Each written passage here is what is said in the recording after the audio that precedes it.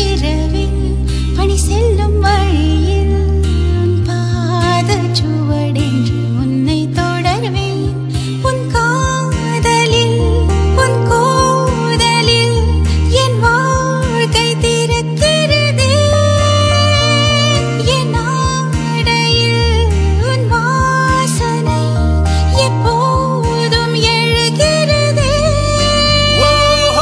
நீ நின்று செல்லும் மரமாயிருப்பேன்.